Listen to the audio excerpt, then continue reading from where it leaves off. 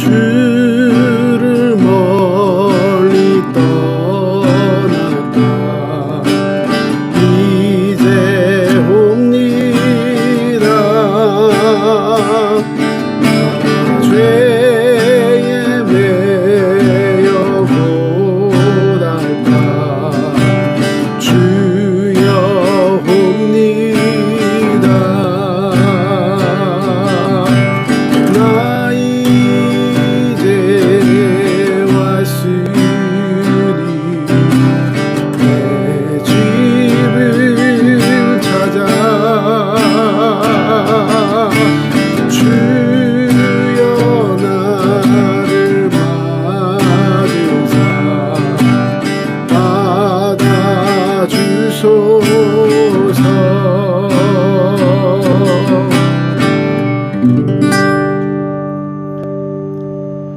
매주 목요일 8시 새생명 아카데미 우리 함께 합시다.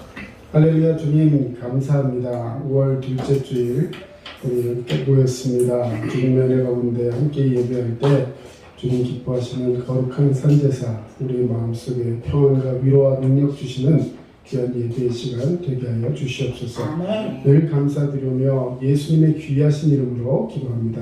아멘. 이 시간 우리 함께 찬양하겠습니다. 찬송가 438장 내 영혼이 은총입어 중한죄진 벗고 보니. 슬픔 많은 이 세상 살아갈 때도 우리가 천국으로 향하며 기쁨 가운데 주님과 동행하는 인생을 살겠습니다. 고백하는 찬양입니다. 함께 찬양하겠습니다.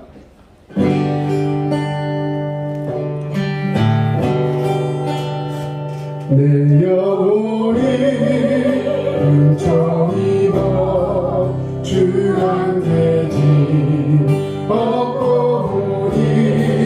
슬픔 많은 이 세상도 천국으로 가노라. 할렐루야.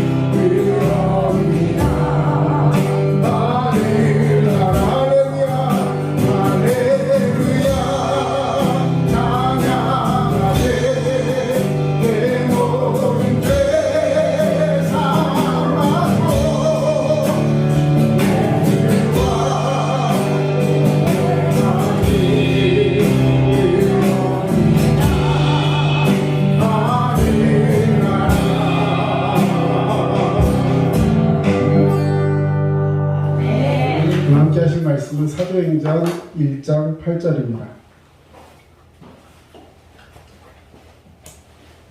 사도행전 1장 8절 말씀.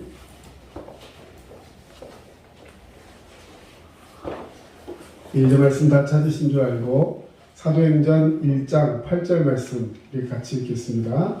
오직 성령이 너희에게 임하시면 너희가 권능을 받고 예루살렘과 온 유대와 사마리아와 땅끝까지 이르러 내 증인이 되리라 하시니라. 아멘. 예, 우리 거기 지명들이 몇 가지 나오고 있는데요. 예, 같이 한번 다시 읽어보시는데, 예, 지명을 보시면서 앞에 모니터 보시고 같이 한번 읽겠습니다. 사도행전 1장 8절입니다. 오직 성령이 너희에게 임하시면 너희가 권능을 받고 예루살렘과 온 유대와 사마리아와 땅끝까지 이르러 내 증인이 되리라 하시니라. 아멘. 예, 오늘도 하나님께서 우리에게 크신 은혜 부어주시는 귀한 날 되시는 줄로 믿습니다. 예, 우리가 함께 공부한 새 생명의 시작, 우리 복음의 가장 기초가 될 수 있는 생명, 새 생명을 얻기 위해서 우리가 해야 될 첫 번째 단추를 같이 이야기를 했었습니다. 새 생명의 시작, 이제 다음 주가 마지막 시간입니다. 다음 주가 이제 12주, 벌써 12주를 했어요. 쭉 이어서 왔고, 여러분들 유인물 성경 공부 교재도 다 나눠드렸는데, 이제 다음 주 총 마지막 정리해서 이제 하는 시간이 될 거고요. 그래서 이게 12주, 그리고 앞에 새 생명의 의미에 대해서 우리가 지난번부터 성경 공부하면서 또 한 번 했었습니다. 그래서 이 시리즈가 어떻게 되냐면, 제일 먼저 새 생명의 의미 했고, 그 다음에 새 생명의 시작. 이제 의미를 알았으니까 시작하자는 거죠. 그 다음 게 이제 로마서 말씀을 가지고 새 생명의 골격이라 해서 10주 동안 하는 말씀이 있습니다. 제가 새 생명 아카데미에서 전문적으로 하는 그 강의가 그 골격, 로마서에 대한 말씀이고요. 그 이후에 새 생명의 인격, 그리고 새 생명의 사명, 이런 쪽으로 이야기를 하게 됩니다. 그래서 오늘 새 생명의 시작에 대한 부분 11번째를 다루고요. 이제 다음 시간에는 그 총 정리하는 이 새 생명의 시작 1과부터 11과까지 모든 내용을 다시 한번 정리하면서 이제 이 공부를 마치게 됩니다. 그래서 오늘 말씀은 우리 제목 한번 읽어보겠습니다. 시작. 구원받은 성도들의 사명. 예. 자, 여러분, 교회가 왜 존재할까요? 교회가 왜 필요하죠? 주일날 와서 예배드리고 헌금 걷어서 교회 유지하려고 필요한가요? 아니에요. 예. 교회는 왜 필요할까? 여러분, 교회라는 것을 우선 이해해야 되는데, 교회는 건물이 아닙니다. 교회가 예를 들어 큰 건물이 있는 교회는 큰 교회고, 작은 건물에 있는 개척교회는 작은 교회고, 여러분, 우리가 이런 생각을 가지고 있기 때문에 작은 교회 가면 힘들고, 이런 생각들을 할 수 있어요. 물론 현실적으로 그런 부분들이 없지 않습니다. 그러나, 교회는 건물이 아닙니다. 교회는 믿음의 사람들, 개개의 교회, 다시 말해서 한 사람 한 사람이 모여있는 그 믿음의 공동체, 이것이 교회예요. 그래서 그 사람들이 모인 공동체도 교회지만 우리 몸 자체도 말하자면 예수 그리스도의 위임받은 교회라는 거예요. 우리 각자가 교회인 것을 인정하시기 바랍니다. 아멘. 자, 우리는 그러면 왜 존재하는가? 교회가 왜 필요한가? 라고 하는 부분에 더 세부적으로 나아가면 우리 각자가 교회라고 말씀드렸기 때문에 그러면 우리가 왜 필요한가? 우리 철학적인 질문이 될 수 있는데 당신은 왜 사십니까? 사는 이유가 뭐예요? 라고 물어보면 뭐라고 대답하시겠어요? 어떤 분 죽지 못해 삽니다. 네, 그런 거 아니에요. 분명히 여러분 여기 있는 모든 물건들은 다 의미가 있어요. 예를 들어서 여기 조그만 배터리가 하나 있는데 자, 이거 무슨 의미가 있어요? 이 자체로 의미가 있나요? 그거 그냥 이 자체로 가지고 이거 보려고 만들어 놓은 거 아니잖아요. 어딘가 기계에 들어가서 정확한 전압의 전력을 냈을 때 기계를 움직이고 하기 위해서 만들어 놓은 거예요. 다시 말해 만든 분명한 목적이 있다는 것입니다. 예를 들어서 자동차 키를 올려놨는데 자, 자동차 키 이거 무슨 의미가 있어요? 자동차를 열려고. 그렇죠. 자동차를 열고 거기에 시동을 걸고 그래서 차가 안전하게 움직일 수 있는 그 모든 시작을 이 자동차 열쇠를 가지고 합니다. 그것도 아무 자동차가 아니라 여기에 맞는 자동차가 있겠죠. 아무 자동차나 가갖고 누른다고 열리는 거 아니잖아요. 그죠? 이렇게 모든 물건은 만들어질 때부터 각자 그 각자에게 정확하게 주어진 목적과 의미가 있다는 것입니다. 저와 여러분은 하나님이 만드신 줄로 믿습니다. 아멘. 네, 우리 어머니 아버지가 어떻게 하다 만들어 놓은 게 아니라 하나님이 우리 어머니 아버지를 통해서 저와 여러분을 각자의 부모님을 통해서 만드셨다는 거예요. 어떤 사람은 그 삶이 굉장히 행복하게 느껴질 수도 있고, 나는 어렸을 때부터 너무 힘들게 살아서 나의 삶은 그렇게 의미가 없는 것 같다라고 하는 그 우울한 모습을 보일 수 있는 그런 환경에 있는 사람도 있습니다. 하지만 중요한 것은 어떤 사람 한 사람도 그 만들어진 이유가 없는 사람은 없다는 거예요. 하나님은 분명한 목적을 두고 저와 여러분을 만드셨다는 것을 인정하시기 바랍니다. 아멘. 아멘. 자, 그러면 우리 개개인이 교회고, 교회는 분명한 목적을 위해서 하나님이 세우셨다는 것을 인정한다면, 오늘 말씀을 통해서 교회가 만들어진 목적, 다시 말해 각자에게 주어진 사명이 무엇인가를 우리는 알아야 한다는 것이죠. 오늘 이곳에 우리는 왜 와 있을까요? 바로 사명이 있기 때문에 그렇습니다. 그 사명이라는 것은 바로 예수 그리스도의 복음을 전하는 것이에요. 전도는 하나님께서 우리에게 주신, 우리를 구원하신 목적이며 또 하나님께서 가장 기뻐하시는 일입니다. 여러분, 이것을 인정하셔야 돼요. 하나님이 나를 구원하신 이유가 뭔지, 그리고 하나님께서 왜 나를 이 교회에 보내셔서 이곳에서 함께 공동체 생활을 하게 하시고 또 이곳에서 사명을 감당하며 또 무엇을 위해서 이렇게 살아가게 하셨는지, 여러분 그걸 분명히 아셔야 하는데, 그 목적 중에 가장 중요한 게 무엇일까 했을 때 하나님이 제게 맡긴 사명은 뭐냐면 바로 전도라는 거예요. 왜? 하나님께서 우리를 구원하신 목적이며 하나님께서 가장 기뻐하시는 일이 전도라는 것입니다. 자, 그러면 우리는 이 일에 어떻게 헌신해야 하고 실제로 헌신을 통해 하나님의 복을 누릴 수 있다는 것을 오늘 깨달아야 할 것입니다. 여러분, 먼저 묻습니다. 자, 그러면 왜 전도해야 합니까? 전도를 해야 하는 이유. 첫 번째로, 전도는 예수님의 명령이기 때문에 그렇습니다. 예, 교재에 다 기록을 하세요. 예, 전도는 예수님의 명령입니다. 마태복음 28장 19절 20절 말씀. 예수님의 명령. 예, 전도는 예수님의 명령이기 때문입니다. 우리 같이 한번 읽겠습니다. 그러므로 너희는 가서 모든 민족을 제자로 삼아 아버지와 아들과 성령의 이름으로 침례를 베풀고 내가 너희에게 분부한 모든 것을 가르쳐 지키게 하라. 볼지어다 내가 세상 끝날까지 너희와 항상 함께 있으리라 하시니라. 아멘. 이 마태복음 28장 19절 20절 말씀은요, 예수님께서 이제 십자가에 달려 죽으시고 부활하셔서 하나님 보좌 우편으로 가실 때, 다시 말해 승천하실 때 우리에게 남겨주신 마지막 명령입니다. 그리고 가장 큰 명령이에요.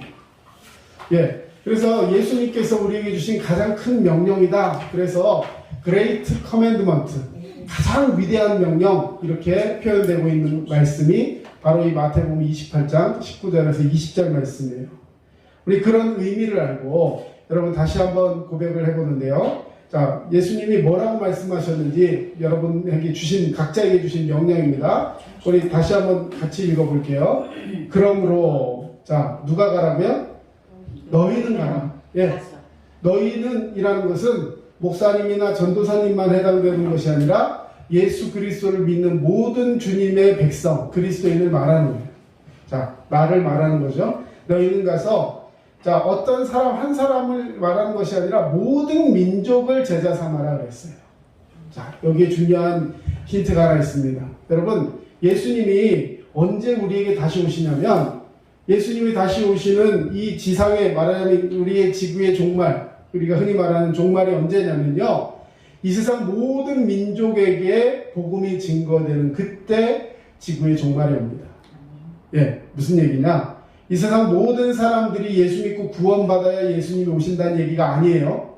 모든 사람에게 복음이 전해지고 나면 그때 예수님이 오신다는 거예요. 자, 우리 중에 그러면 복음을 못 들어본 사람이 있을 수 있잖아요. 그렇죠? 예를 들어 우리 한국 땅에도 모르겠어요. 정말로 한 번도 복음을 들어보지 못한 사람이 있을 수도 있어요.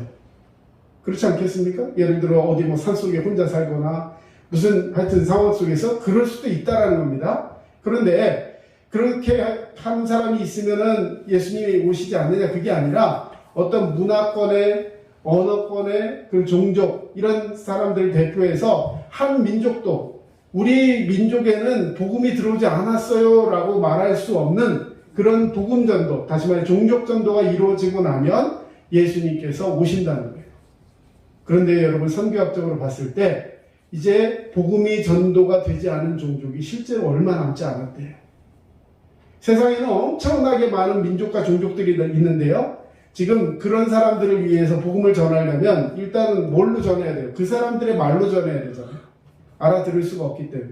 그래서 뭘 하느냐? 성서공회나 이런 데서 그 사람들의 언어로 성경을 번역하는 거예요.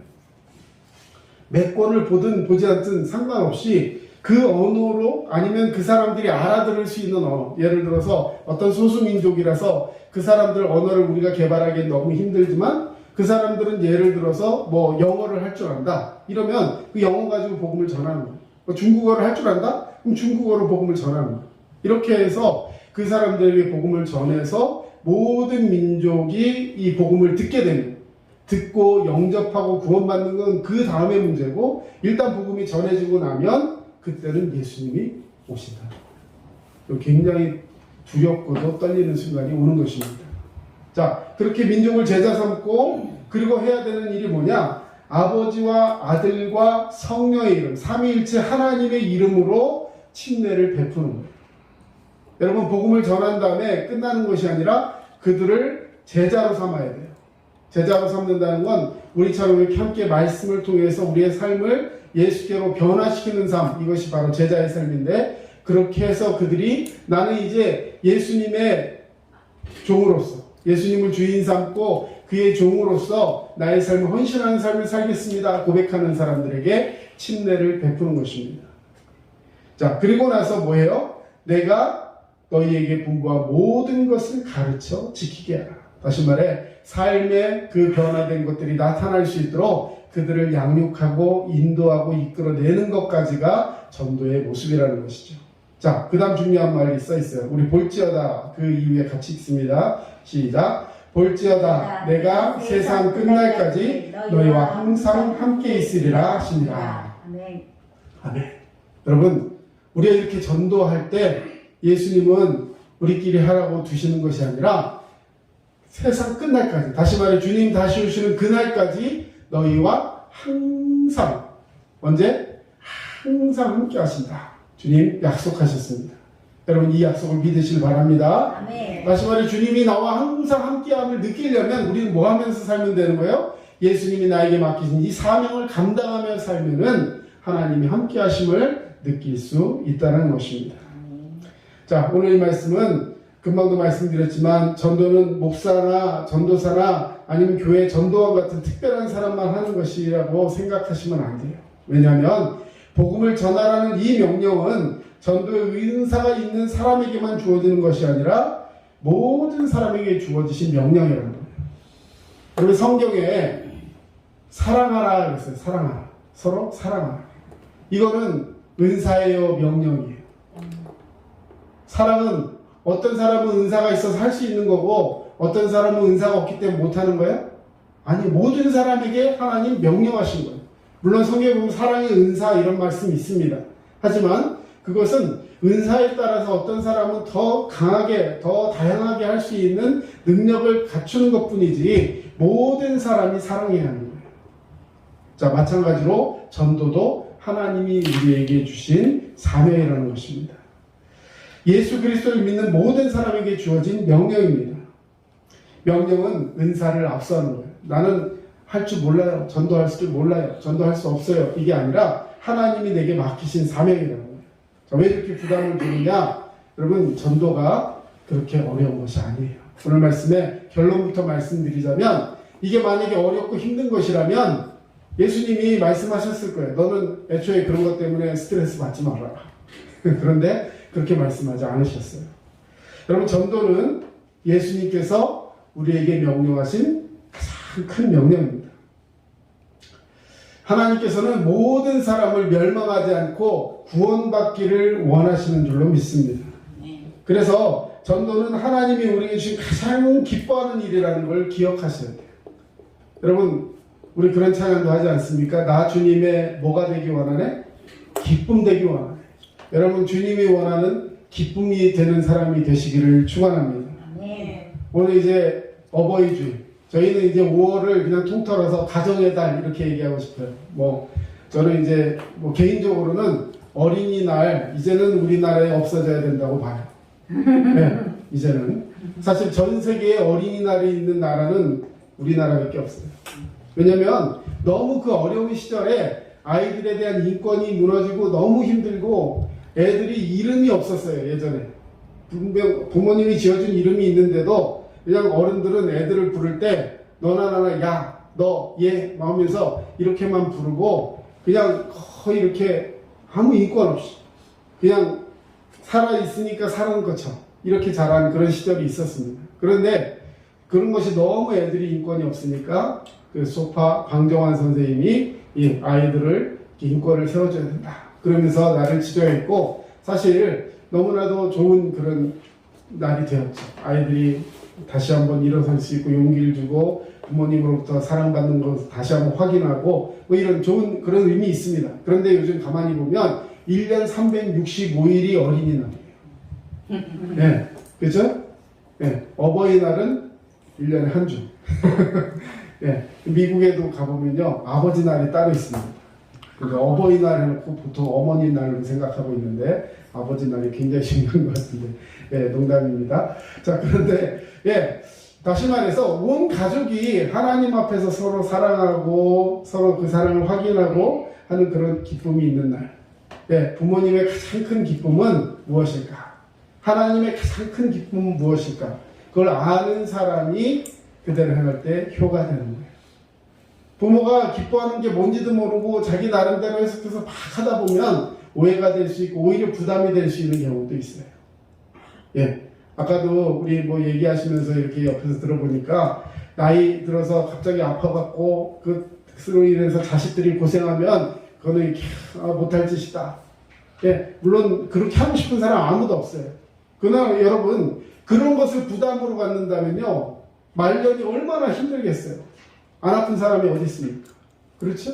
그런데 그것을 자기가 아프고 싶어서 아픈 것도 아니고 자녀 고생시키려고 아픈 것도 아니고 그런데 그걸 만약에 부담이다, 이건 죄다 이런 생각을 가지시면 그것이 그 다음에 얼마나 힘들고 조금만 아파도 내가 이러다 누우면 안 되는데 이런 것에 조바심하면서 아마 더 스트레스를 받게 될 거예요. 여러분 하나님이 우리를 왜 가족으로 묶으셨습니까? 함께 어울리고 함께 의지하고 함께 살아가라는 거예요. 전혀 그런 것들에 대해서 스트레스 받지 마세요. 스트레스 받으면 그게 더 병이 됩니다. 하나님께서 우리를 기뻐하시는 일을 위해서 함께 살게 하신 줄로 믿습니다. 자, 전도는 하나님이 가장 기뻐하시는 일이다. 누가복음 15장 7절 한번 읽겠습니다. 내가 너에게 이르노니 이와 같이 죄인 한 사람이 회개하면 하늘에서는 회개할 것 없는 의인 99으로 말미암아 기뻐하는 것보다 더하리라. 하나님은 뭘 가장 기뻐하시냐면 죄인 한 사람이 회개하는 것. 그게 의인 99명, 회개할 것이 없는 의인 99명이 천국에서 같이 기뻐하는 것보다 회개하고 돌아온 한 사람을 더 기뻐하신대요. 어떻게 보면 좀 불공평한 것 같은 느낌도 들어요. 왜? 그 회개할 것 없는 의인 99명은 다 안중에도 없으시고 이제 죄를 회개하고 방금 일어선 그야말로 따끈따끈한 그 죄인을 회개케 하고 구원한 거기에만 초점이 맞춰져 있다? 여러분 이렇게 생각하시면 안 되는 겁니다. 하나님은 한 영혼을 천하보다 귀하게 여기신다는 거예요. 의인 99은 이제 의미가 없다는 것이 아니라 이미 우리 안에 있는 거기 때문에 관심이 없다는 뜻이 아니라 그 한 사람 숫자로 보면 99대 1이니까 한 명 포기하고 나머지 집중하자, 선택과 집중 이게 아니라는 거예요. 하나님은 만약에 여러분의 자녀 중에 자녀가 예를 들어서 5이 있다. 네? 5이 있는데 너무 행복하게 잘 지내는데 하나를 어린이날 어린이대공원 갔다 잃어버렸어요. 나머지 몇 명 있어요? 네. 그러면 4명을 집중해서 키워야 되겠죠? 그렇게 안 된다는 거예요. 네? 계속해서 그 한 명만 생각날 거예요. 여기서 행복하게 자라고 있는 그 아이들을 무시하는 게 아니라 그 엄마는, 그 아빠는 그 잃어버린 그 하나를 언제까지? 찾을 때까지 계속해서 그 우유가게에다가 얼굴 붙이면서, 난 그래서 최근에 잃어버린 줄 알았더니 뭐 20년, 30년 전의 사진도 있어요. 왜 포기 안 해? 포기할 수가 없어요. 그게 하나님의 마음이요, 부모의 마음인 것입니다. 그래서 그 죄인 하나가 회개하고 돌아오는, 품으로 돌아오는 그것을 하나님은 너무도 기뻐하신다는 거예요. 그런데 그 일을 하나님은 직접 하시는 것이 아니라 먼저 믿은 우리 예수 그리스도의 그 은혜 가운데 있는 성도들을 사용해서 전도하신다는 거예요. 그러면 하나님이 가장 기뻐하시는 일에 쓰임을 받으면 여러분 그 사람을 하나님이 기뻐하시겠습니까? 기뻐하지 않으시겠습니까? 당연히 기뻐하시겠죠. 너무나도 기뻐하시는 거예요. 그래서 우리는 하나님의 그 은혜 가운데 살아갈 수 있는 사람이 되어야 할 줄로 믿습니다. 자, 3번. 전도는 우리가 다른 사람을 위해서 할 수 있는 가장 좋은 일이라는 걸 여러분 기억하십시오. 누가복음 16장 27절 28절의 말씀에 보면, 자, 다른 사람을 위해 우리가 할 수 있는 최고의 일이다. 이르되 그러면 아버지여 구하노니 나사로를 내 아버지의 집에 보내소서. 내 형제 5이 있으니 그들에게 증언하게 하여 그들로 이 고통받는 곳에 오지 않게 하소서. 천국에 가지 못하고 이제 예수님 믿지 못하고 그냥 죽어간 사람이 있었는데, 이 죽은 사람이 딱 죽어서 보니까 이제 자기는 지옥불에 떨어진 거예요. 너무 그 불이 뜨겁고 막 타올라서 목이 마르는데 누구 하나도 그에게 물 한 방울도 주지 않습니다. 그것이 지옥이에요. 그것이 형벌이고, 그렇게 타 죽는 게 아니라 영원히 타 죽을 것 같은 고통 속에서 영원히 벌을 받아야 되는 게 지옥이에요. 너무 힘드니까 자기 집 문 앞에서 구걸하던 나사로가 있었어요. 근데 이 사람도 같은 시기에 죽었나 봐요. 그러니까 그게 이렇게 보이는 거예요. 차라리 안 보이면 상관이 없는데 이게 보였나 봐요. 그러니까 어떻게 해요? 저 나사로에게 좀 부탁을 해가지고 위에서 이렇게 물 한 방울만 찍어가지고 톡 떨어뜨려주면 내가 여기다 탁 받아가지고 먹으면 이 목마름이 조금 해결될 것 같습니다. 그거 한 번만 좀 부탁드립니다. 근데 안 돼요. 왜? 천국과 지옥은 서로 아예 왕래가 안 되는 거예요. 예. 천국 옆에 지옥이 있는 게 아니라 완전히 서로 거리가 있는 거예요. 자, 그러니까 안 되니까 이 사람이 그때서야 생각나는 형제들이 생각나는 거예요. 지금 떵떵거리면서 희낙낙하며 살고 있는 우리 형제들, 우리 친척들, 저대로 죽으면, 저게 전부인 줄 알고 살다가 저렇게 죽으면 나처럼 똑같이 지옥에 떨어져야 되는데 이건 아니다 생각해서, 그러면 나사로를 다시 살려 보내셔가지고, 나사로는 좋은 일 많이 하고 하나님 믿었으니까 다시 살아나게 하셔가지고 우리 친척들에게 가가지고 네 형제가 지옥에 떨어졌는데 나한테 부탁을 해가지고 이대로 살지 말고 꼭 예수 믿고 구원받고 신앙생활 잘 하다가 천국 가서 내 목까지 행복하게 살아주라고 했다고 요 말 한마디 하면 이 사람들이 그 말 듣고 예수 믿을 것이다. 그러니까 그렇게 가서 전도 한 번만 해달라. 근데 어떻게 됐어요? 너. 왜? 그 땅에 살고 있는 많은 선지자들이 있고 그 땅에 살고 있는 이미 있는 많은, 말하자면 목사님, 전도사님, 교회들이 있는데 그것은 그들의 몫이고 그들에게 맡겨야 한다는 거예요. 이 땅에서 살다가 죽어가지고 천국 갔다 내려와서 그런 사람의 말만 듣고 전도되는 것이 아니라는 거예요. 여러분, 우리가 왜 이 전도가 가장 중요한 것이냐면, 내가 지옥에 갈 사람, 죽어서 지옥에 떨어질 사람을 예수 믿게 인도해서 그 사람이 천국을 향할 수 있는 그 길을 마련해주는 아주 복된 일이 전도라는 것이죠. 그래서 세상 어떤 것보다도 그 사람을 예수 믿게 한 것이 가장 잘한 일이다. 여러분, 저는 우리 교회가 규모는 작고 하지만 분명히 하나님께서 주신 은혜와 가치가 있다고 생각합니다. 아멘. 예수 믿고 내가 이제는 예수만 믿고 하나님만 바라보다가 천국 가겠습니다라는 고백이 나오는 성도가 있다는 것, 여러분 하나님이 기뻐하실 줄로 믿습니다. 아멘. 여러분 전도는 가장 중요한, 그래서 저는 이런 말을 전하고 싶어요. 안 믿는 자를 향한 최고의 사랑은 전도이고 믿는 자를 향한 최고의 사랑은 기도이다. 네, 한 번 더 얘기해 줄게요. 안 믿는 사람이 향한 최고의 사랑이 뭐라고요? 전도. 그러면 같이 믿는 사람을 위한 최고의 사랑은 뭐예요? 기도. 그럼 우리는 뭘 해야 될까요? 안 믿는 형제, 자녀, 친척들을 위해서 전도해야 되고, 믿는 우리 공동체, 교회 식구들, 또 믿는 가족들을 위해서는 기도해야 돼요. 자, 왜? 기도해서 그 사람을 위해 기도하면 하나님이 나의 기도도 함께 받으세요. 저번에 기도 얘기했죠? 다른 사람을 위해서 중보하면서 나의 것도 같이 기도하는 거예요. 하나님 가장 기뻐하시는 기도의 방법입니다.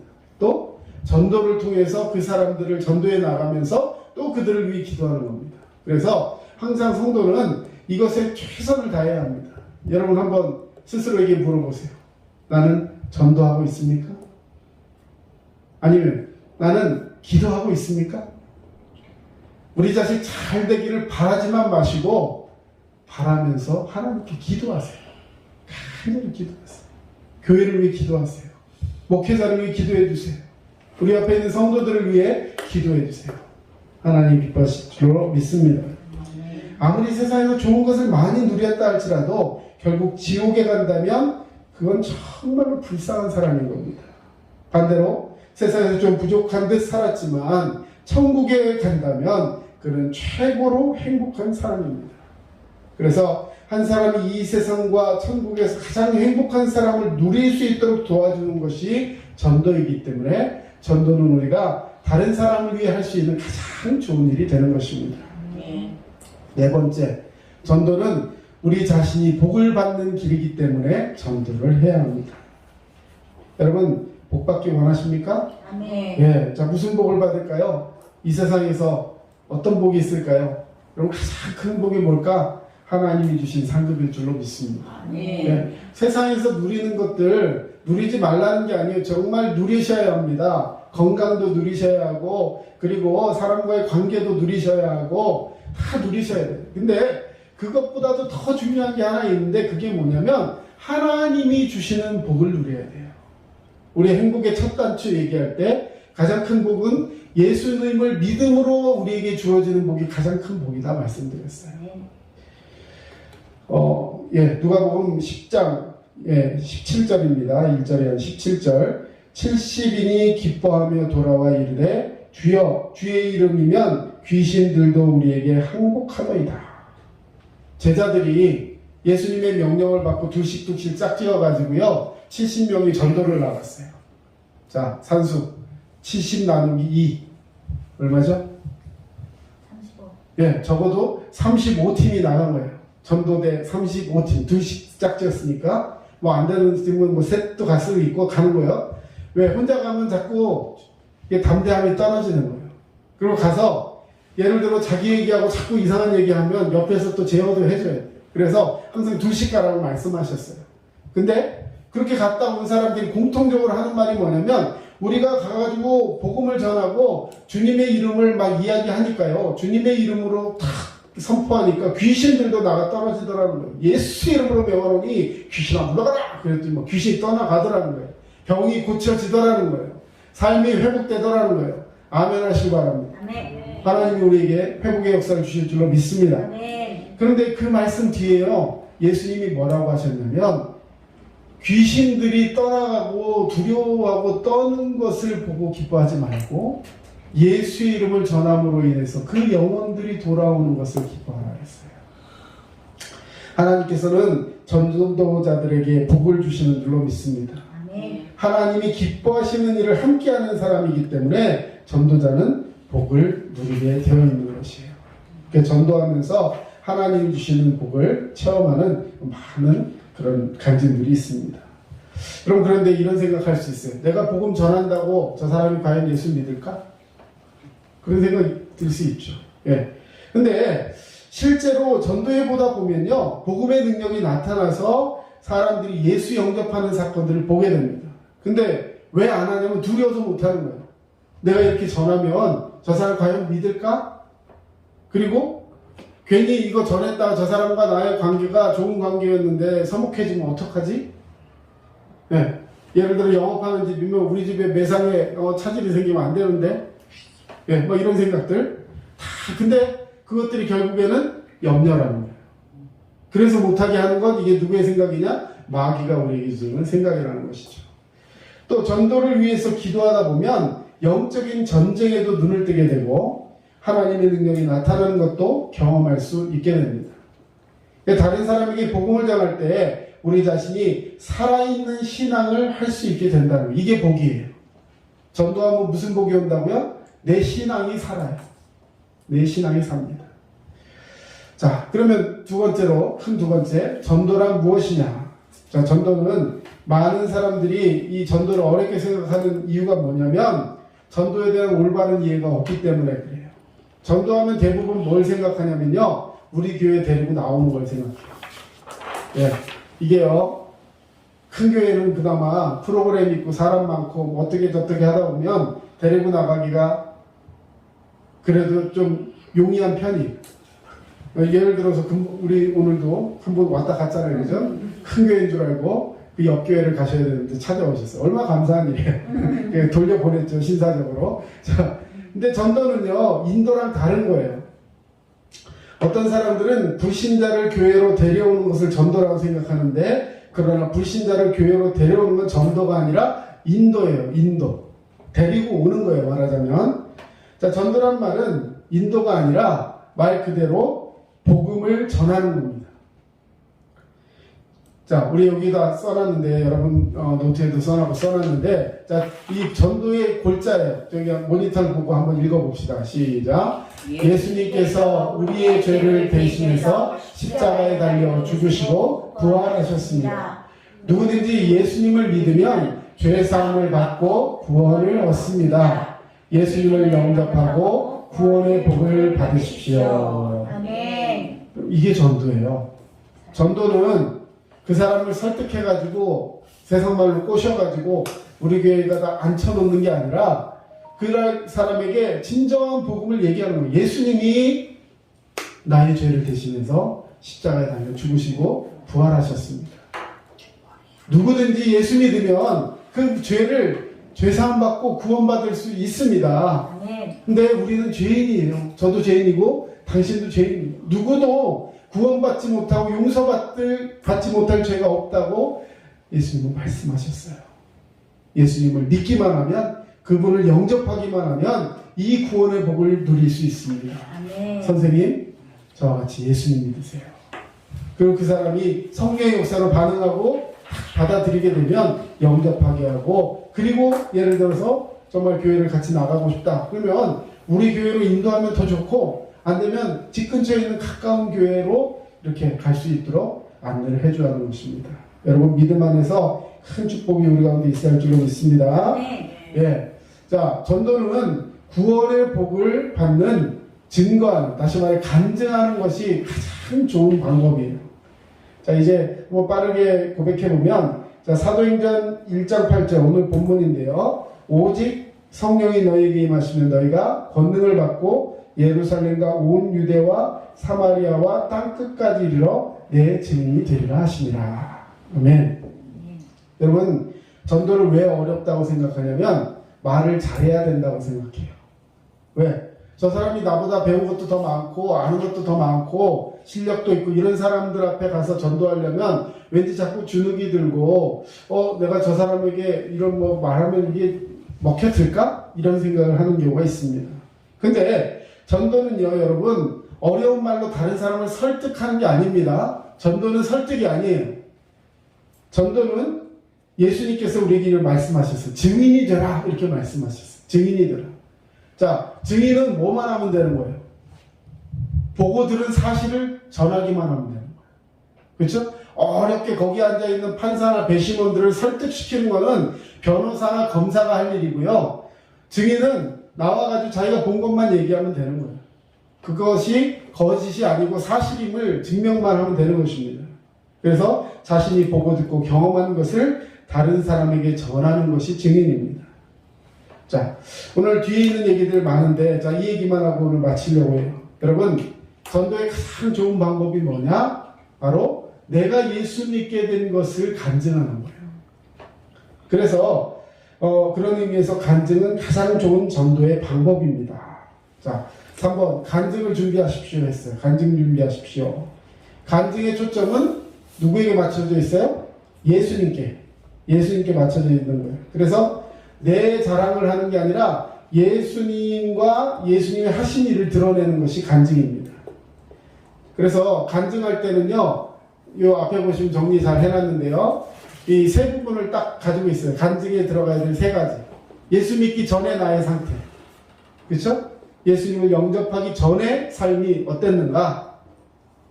예수 믿기 전에는 참 우울하고 힘들고 어렵고 마음속에 분노가 가득하고 아니면 여러 가지 상황으로 번잡하고 힘들고 어려웠었습니다. 그런데 어떤 그 상황 속에 복음을 접하고 나서 예수님을 믿게 되었습니다. 어떻게 어떤 계기로 예수님을 영접했는지 그 과정을 설명하는 거예요. 예수님을 믿게 된 상황. 예를 들어서 저 같은 경우는 초등학교 2학년 때 제가 이사를 왔는데 동네 친구가 하나도 없었어요. 또 성격이 수줍어가지고 다른 데 밖에 나가서 친구를 사귈 그런 형편도 잘 안 됐습니다. 근데 집 바로 옆에 교회가 있었어요. 그래서 교회 옆에 이렇게 아이들이 노는 걸 보고 재밌겠다 이렇게 하고 있는데 아무도 나랑 놀자고 얘기를 안 하는 거예요. 그런데 저희 고모가, 막내 고모가 있었는데 출근하면서, 그때 고모가 같은 집 살고 있었는데 출근하면서 야 너도 저희 가서 놀아. 근데 그날이 마침 주일이었어요.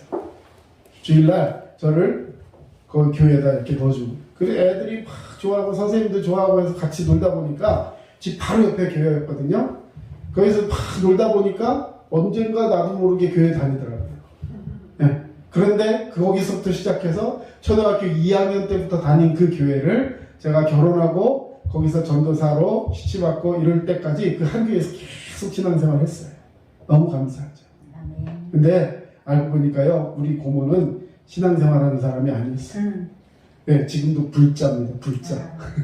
그런데 그냥 근처에 애들이 있고 하니까 거기다 이렇게 같이 가서 놀아라 하고 해주는 거예요. 그래서 저는 불교 신자에게 전도돼서 교회 다니는 사람. 하나님 은혜죠. 지금도 그 얘기 가끔 하고 있습니다. 그래서 변화된 상황에 대해서 신앙 고백을 하는 거예요. 저에게 주님은 어떤 분이고 이런 고백을 하는 것입니다. 그 다음 마지막, 예수님을 영접한 뒤에 나의 삶은 어땠는가. 예수 믿기 전에 저는 수줍기도 하지만 마음속에 분노가 가득한 사람이었어요. 사람을 용서하지 못하고 마음속으로 미워하고 하는 그런 마음들이 있었는데, 예수를 믿고 나서는 그 사람들이 불쌍히 여겨지고 내가 사랑해야 할 대상임을 고백하며 사랑하게 되고 용서하게 되었습니다. 그리고 사람들에게 나아갈 때 담대한 마음을 갖게 하는 주님 성품도 허락하셨습니다. 저는 예수 믿고 변화된 삶을 살아가고 있습니다. 할렐루야. 이게 간증이에요. 어렵게 생각하실 필요 없습니다. 자, 그리고 마지막으로 간증은 진실하게 해야 돼요. 간증은 진실하게 해야 됩니다. 무슨 말이냐? 간증을 드라마틱하게 만들려고요, 자꾸 거기다 양념을 치면 안 돼요. 간증을 우리 이제 연예인들이나 이렇게 코미디언들 이런 사람들 간증 시켜놓으면요, 간증을 듣다 보면 정말 재밌어요. 근데 그 간증이 듣다 보면요, 올해 들은 간증하고 그 다음에 들은 간증하고 내용이 조금씩 업그레이드가 됩니다.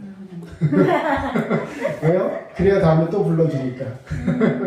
여러분, 간증은 그렇게 하는 게 아니에요. 진실되게 하는 것입니다. 자, 전도하기 전에 꼭 기억해야 될 것 답만 말씀드리고 마칩니다. 하나님께서 전도자와 함께 하신 것을 확신해야 합니다. 확신해야 합니다. 하나님이 우리와 함께 하시기 때문에 우리는 전도할 수 있는 거예요. 자, 두 번째, 전도 대상자를 위해 뭐 해야 될까요? 그렇죠. 기도해야 합니다.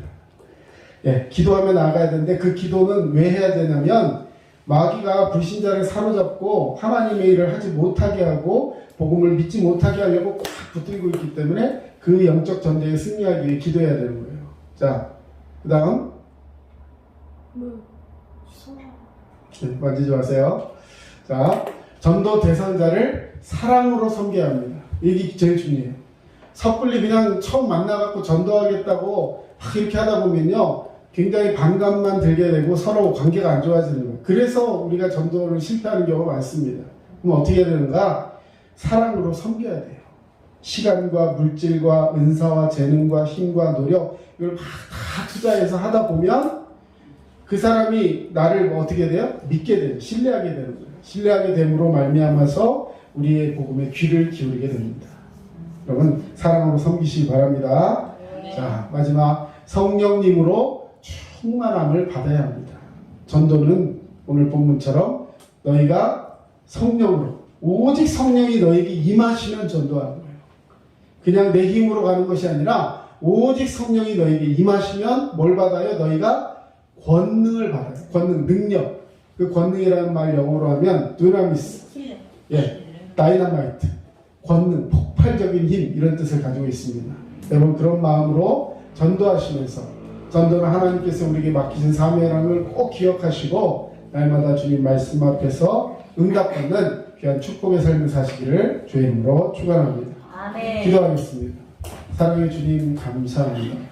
오늘도 주님의 은혜와 사랑으로 우리를 붙들어 주시며 기도할 수 있는 귀한 시간 되게 하시면 믿습니다. 아멘. 이제 우리에게 주신 이 사명 잘 감당하게 하시고, 그동안 마음속에 두려움 때문에 또 준비되지 못했다고 생각함으로 아버지 전도하지 못했던 우리를 용서하시고 주님과 함께 동행하며 우리도 승리하는 삶을 살게 하여 주시옵소서. 아멘. 늘 감사드리며 예수님의 귀하신 이름으로 기도합니다. 아멘. 예, 우리 찬송가 505장 찬양하겠습니다.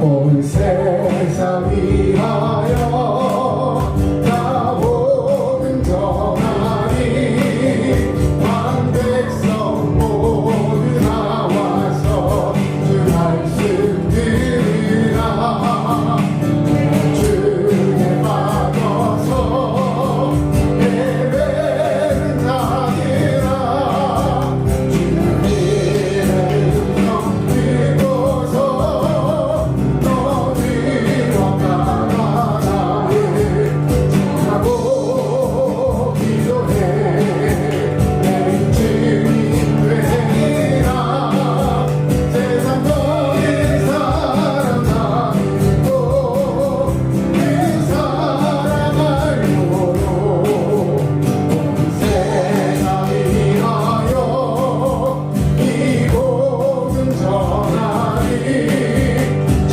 죄인에게 하소서 주 예수 믿으라 세상 위하여 주로 나가신 것 아직 더하지 않으면 그 사랑 모르니 전하고 기도해 내 주님 되리라 세상 모든 사람 다 믿고 그 사랑 알고로 온 세상 위하여 주를 행하니 주 예수의 이름 믿어 주 복음 전하라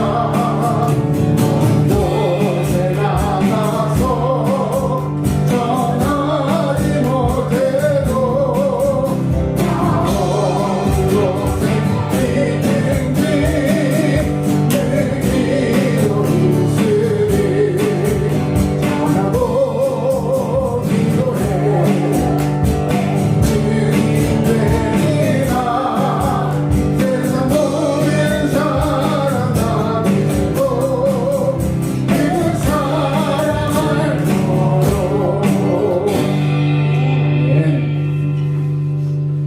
지금은 우리 주 예수 그리스도의 은혜와 하나님 아버지의 크신 사랑하심과 성령님의 도우심과 위로교통 충만하심이 이제 주님께서 우리에게 맡기신 사명, 전도의 정말 사명을 가지고 믿음으로 살아가길 원하는 모든 주의 백성들 머리 위에 이제로부터 영원토록 함께 하시기를 간절히 축원하옵나이다. 아멘.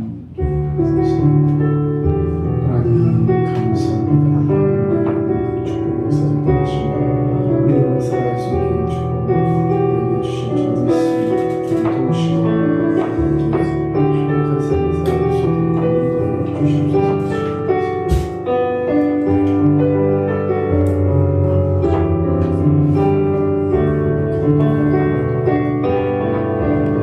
지금까지 남양주 다산 신도시 두드림 침례교회 전철을 목사했습니다. 여러분 믿음 안에 승리하시고 늘 강건하시기 바랍니다. 감사합니다.